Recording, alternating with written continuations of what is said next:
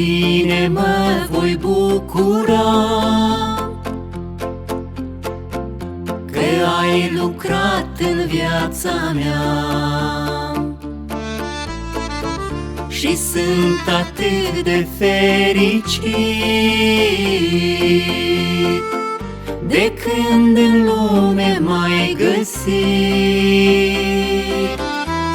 Tu ne-ai creat pentru Tine, Stăpâne, și vrei ca noi să trăim pentru Tine.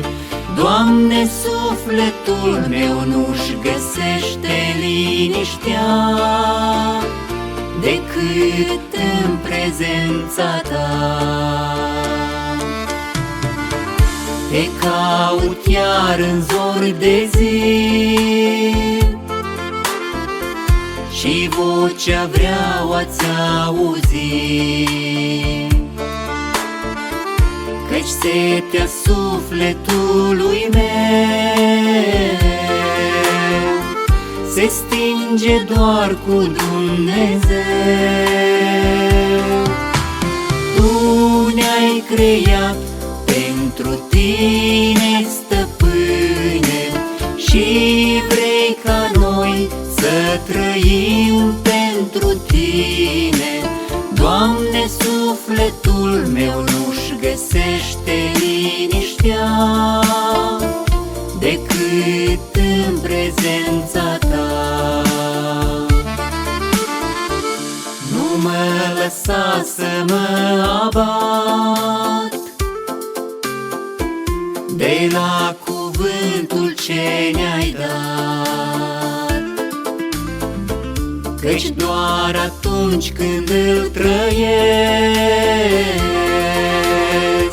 pot să Te ascult, să Te iubesc.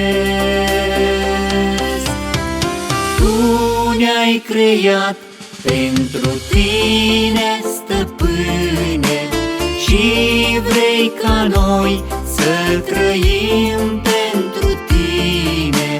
Doamne, sufletul meu nu-și găsește liniștea decât în prezența Ta.